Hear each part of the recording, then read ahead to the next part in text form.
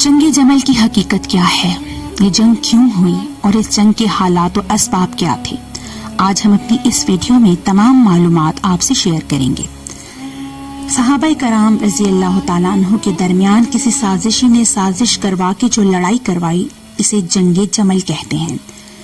صحابہ کرام کی آپس کی جنگوں کے بارے میں ہمیں لب کشائی نہیں کرنی چاہیے، کیونکہ اللہ کے پیغمبر حضرت محمد مصطفیٰ صلی اللہ علیہ وآلہ وسلم کے کسی صحابی کے بارے میں اگر کوئی نازیبا الفاظ استعمال کیے تو اللہ کے دربار میں جنت نہیں مل سکتی۔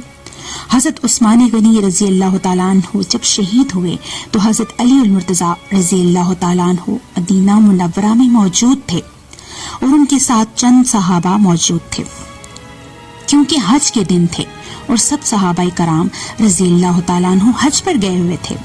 مدینہ منورہ میں چند گنے چنے مسلمان موجود تھے۔ اسی دوران حضرت عثمان غنی رضی اللہ تعالیٰ عنہ کے قاتلین جو لشکر کشی کر کے آئے تھے اور دیہاتوں میں دور دور علیحدہ بیٹھے کہ جب مسلمان حج پر جائیں ہم آسانی سے مدینہ منورہ پر حملہ کریں، اور وہی ہوا۔ جب مسلمان حج پر گئے تو ان لوگوں نے مدینہ منورہ پر حملہ کیا، کچھ دن محاصرہ کیا۔ حضرت عثمان غنی رضی اللہ تعالیٰ عنہ سے حضرت علی رضی اللہ تعالیٰ عنہ نے اجازت مانگی کہ آپ ہمیں اجازت دیں کہ ان کے خلاف اپنا دفاع کریں۔ حضرت عثمان رضی اللہ تعالیٰ عنہ فرماتے تھے، میری ذات کی وجہ سے حضور علیہ الصلوۃ والسلام کے شہر میں کسی کا خون نہ بہے، میری گردن کٹ جائے گی میں اسے برداشت کر لوں گا، لیکن حضور علیہ الصلوۃ والسلام کے شہر میں فساد کو برداشت نہیں کروں گا۔ حضرت علی رضی اللہ تعالیٰ عنہ نے فرمایا، فساد تو وہ کر رہی ہیں، ہم تو اس کا جواب دینا چاہتے ہیں۔ حضرت عثمان رضی اللہ تعالیٰ عنہ نے فرمایا، میں حکمن کہہ رہا ہوں، جب مجھے امیر المؤمنین مانا ہے آپ نے تو میرا حکم آپ پر ماننا واجب ہے، آپ نے کوئی لڑائی نہیں کرنی۔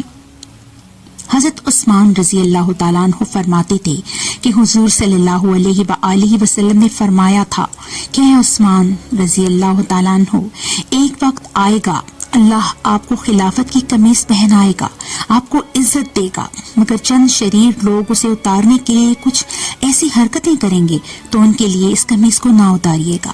بس وہ کہتے تھے میں اس پر عمل پیرا ہوں۔ حضرت عثمان رضی اللہ تعالیٰ عنہ مظلوماً شہید ہوئے۔ حضرت علی المرتضیٰ رضی اللہ تعالیٰ عنہ سمیت سب کے ہاتھ باندھ رکھے تھے کہ آپ نے لڑنا نہیں ہے، تو وہ اطاعت امیر میں کچھ نہ کر سکے اور قاتل کا پتہ نہ چل سکا۔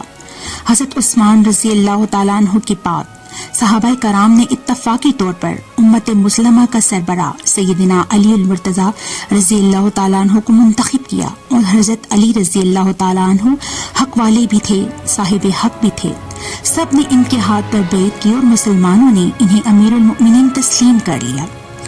مدینہ میں حضرت علی رضی اللہ تعالیٰ عنہ نے خلافت سنبھالی تو عالم یہ تھا کہ مدینہ منورہ میں چند مسلمان موجود ہیں، جو باقی لوگ ہیں انہیں اطلاع تو یہ گئی ہے کہ حضرت عثمان غنی رضی اللہ تعالیٰ عنہ مظلوماً شہید ہو گئے ہیں، مگر انہیں یہ معلوم نہیں تھا کہ حضرت عثمان رضی اللہ تعالیٰ عنہ کا دفاع نہ کرنے کی وجہ حضرت عثمان رضی اللہ تعالیٰ عنہ کا یہ حکم ہے کہ آپ نے لڑنا نہیں ہے۔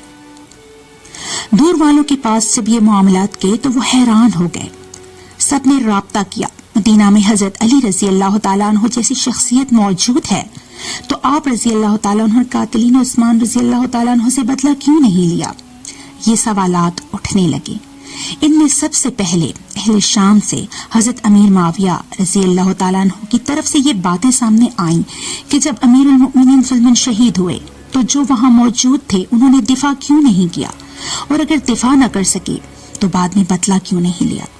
یہ سوالات اٹھنے لگے۔ حضرت عثمان غنی رضی اللہ تعالیٰ عنہ کے بیٹے حضرت عبداللہ بن عثمان رضی اللہ تعالیٰ عنہ حضرت امیر معاویہ رضی اللہ تعالیٰ عنہ کے ساتھ موجود تھے، اور وہ قرآن کی آیت پڑھ کر سوال کر رہے تھے کہ اللہ فرماتے ہیں، اولیاء مقتول جن کا بندہ شہید ہو جائے اس کا حق لینے کا حق اللہ دے رہا ہے، ہمیں قاتل عثمان چاہیے۔ یہ ان کے مطالبات تھے۔ ادھر حضرت علی رضی اللہ تعالیٰ عنہ کی خلافت شروع تھی، اور حضرت علی رضی اللہ تعالیٰ عنہ فرماتے تھے مجھے حکومت پر پاؤں مضبوط کرنے دو، میں نے چن چن کر بدلہ لینا ہے، لیکن درمیان میں مراسلہ نگاری جو ہوتے वो पता ना चलता कि बात इधर की उधर या उधर की इधर गई है। हजरत तलहा और हजरत जुबैर रजी अल्लाह अन्हुम अशरा मुबशरा के सहाबी हैं जिन्हें हुजूर अलैहिस्सलातु वस्सलाम ने जन्नत की खुशखबरी एक मजलिस में दे दी थी। ये भी हजरत अली रजी अल्लाह तआला अन्हु के बैत थे। इन हजरात के पास हजरत आयशा सिद्दीक़ा रजी अल्लाह तआला अन्हा का पैगाम आया मक्का मुकर्रमा से कि मैं सफर करके हज पर आई हूँ। हजरत उस्मान रजी अल्लाह तआला अन्हु शहीद हो गए हैं, ये क्या मामला है? दोनों साहबा कराम रजी अल्लाह अन्हुम ने हजरत अली रजी अल्लाह तआला अन्हु से उम्रा की इजाजत मांगी और मक्का मुकर्रमा गए। मक्का पहुंचे तो हजरत आयशा रजी अल्लाह तआला अन्हा से अर्ज की कि हम चंद लोग थे और तमाम वाकया सुनाया। हजरत अली रजी अल्लाह तआला अन्हु ने क्या किया? हजरत आयशा रजी अल्लाह तआला अन्हु ने पूछा तो साहबा कराम रजी अल्लाह तआला अन्हु ने फरमाया, हजरत अली रजी अल्लाह तआला अन्हु बदला लेना चाहते हैं लेकिन अभी हालात ऐसे नहीं, ताकत चाहिए। हजरत आयशा रजी अल्लाह तआला अन्हु ने तजवीज दी कि हमें हजरत अली रजी अल्लाह तआला अन्हु की मदद करनी चाहिए। फिर साहबा कराम ने आपस में मशवरा किया और मक्का मुकर्रमा से बसरा तशरीफ ले गए। हजरत आयशा रजी अल्लाह तआला अन्हु भी मदीना नहीं गई बल्कि बसरा तशरीफ ले गईं। ये दो सहाबा भी साथ गए। असल मकसद ये था कि इराक के मुसलमानों को साथ मिलाकर हजरत अली रजी अल्लाह तआला अन्हु के साथ ताउन किया जाए ताकि वो कातिलीन से मिलकर बदला ले सके। इधर से अली रजी अल्लाह तआला अन्हु को बताया गया कि आपसे लड़ने तलहा और जुबैर रजी अल्लाह अन्हुम हजरत आयशा रजी अल्लाह तआला अन्हु के साथ इराक पहुंच गए हैं और वो आपसे जंग करना चाह रहे हैं। ये वही लोग थे जिन्होंने हजरत उस्मान गनी रजी अल्लाह तआला अन्हु को शहीद किया था। हजरत अली मुर्तजा रजी अल्लाह तआला अन्हु ने सहाबाए कराम से मशवरा किया कि सल्तनत का दारुल खिलाफा हमें तब्दील करना चाहिए। साहबा हैरान होकर बोले, ये हुजूर सल्लल्लाहु अलैहि वआलिहि वसल्लम का शहर है, आप कैसा फैसला कर रहे हैं? हजरत अली रजी अल्लाह तआला अन्हु की दलील में बड़ा वजन था। फरमाया, देखो हजरत उस्मान गनी रजी अल्लाह तआला अन्हु का अपना फैसला और मिजाज था कि मेरा जाती बदला आप ना लें, लेकिन मदीना मुनव्वरा में इन लोगों ने क्या कुछ नहीं किया। मस्जिद नबवी के निजाम को दरहम बरहम किया, हुजूर अलैहिस्सलातु वस्सलाम के शहर की हुर्मत को पामाल किया, यहाँ तक कि मुहासरा किया।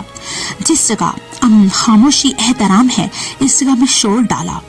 हमें चाहिए हम मदीना के एहतराम की खातिर सल्तनत का दारुल खिलाफा तब्दील करें ताकि आइंदा कभी कोई एहतजाज, लड़ाई या कोई मामला हो या सवालात का मसला हो तो हुक्मरान से गुफ्तगू करने की वजह से लोग मदीना की हुर्मत को पामाल ना कर सकें। सबने कहा, आपने बिल्कुल ठीक फरमाया। हजरत अली रजी अल्लाह तआला अन्हु ने फैसला फरमाया और कूफा दारुल खिलाफा बनाया। ये वो शहर है जिसे हजरत उमर फारूक रजी अल्लाह तआला अन्हु ने बसाया था और ये बिल्कुल अरब अजम के संगम पर वाक़ है। और हजरत अली रजी अल्लाह तआला अन्हु कूफा तशरीफ ले गए। वहाँ हजरत आयशा रजी अल्लाह तआला अन्हु का लश्कर मौजूद था। दोनों मुल्क इराक में पहुंच गए। आपस में मरासला निगारी हुई कि आप लोग लड़ने आए हैं, क्या मामला है, मगर इन तक ठीक जवाब ना पहुंच पाया। हजरत अली रजी अल्लाह तआला अन्हु ने सहाबी रसूल सल्लल्लाहु अलैहि वआलिहि वसल्लम को भेजा। ये एक कामयाब सिफारत खार बनकर पहुंचे। हजरत आयशा रजी अल्लाह तआला अन्हु के पास गए और पूछा, आपने हज के बाद मदीना आना था, आप रजी अल्लाह अन्हा हुजूर अलैहिस्सलातु वस्सलाम की इज्जत हैं और काबिले एहतराम हैं, हमारी वालिदा हैं, आप यहाँ क्यों तशरीफ लाई हैं? और वो दो बंदे आपके साथ आए हैं जो हजरत अली रजी अल्लाह तआला अन्हु के बैत शुदा हैं, हजरत तलहा और हजरत जुबैर रजी अल्लाह अन्हु। आपके यहाँ आने का मतलब क्या लड़ाई है? आप रजी अल्लाह तआला अन्हु के आने का मतलब क्या जंग है या इस्लाह है? हजरत आयशा सिद्दीक़ा रजी अल्लाह तआला अन्हु ने फरमाया, किसने कहा कि हम लड़ने आए हैं? किसने कहा कि हम अली मुर्तज़ा रजी अल्लाह तआला अन्हु के खिलाफ लश्कर कशी करने आए हैं? हमारा मकसद तो मुसलमानों की कुव्वत और ताकत को मुजतमी करके जो मदीना तैयबा में वक्त की अमीरुल मुमिनीन 44 लाख मुरब्बा मील के हुक्मरान हजरत उस्मान गनी रजी अल्लाह तआला अन्हु की जुल्म शहादत का बदला लेने के लिए आपके साथ ताउन करने इकट्ठा हुए हैं। सहाबी रसूल सल्लल्लाहु अलैहि वआलिहि वसल्लम ने जब ये सुना तो वो वापस पलटे हजरत अली रजी अल्लाह तआला अन्हु के पास। उन्हें तमाम वाक़या बताया कि सबने आपसे झूठ बोला है, मेरी डायरेक्ट उम्मुल मुमिनीन से बात हुई है और हजरत तलहा और हजरत जुबैर रजी अल्लाह अन्हुम की मौजूदगी में हुई है। उनका दावा آپ سے جنگ کا نہیں بلکہ وہ اصلاح کرنا چاہ رہے ہیں، آپ کی مدد کو آئے ہیں۔ حضرت علی رضی اللہ تعالیٰ عنہ نے کھڑے ہو کر اپنے مجمع میں اعلان فرمایا کہ میں کل وہاں جا رہا ہوں اور ہم ایک ہو رہے ہیں، اور یاد رکھنا جو حضرت عثمان غنی رضی اللہ تعالیٰ عنہ کے قتل میں شریک ہے، چاہے وہ قاتل ہے یا نہیں، یا ان کی اطاعت کرنے والا بھی ہمارے ساتھ نہ آئے۔ حضرت علی رضی اللہ تعالیٰ عنہ کا اعلان سننا تھا کہ جو منافقین لشکر میں گھسے ہوئے تھے انہوں نے آپس میں مشورہ کیا کہ اب کچھ کرنا چاہیے، اب معاملہ خراب ہے۔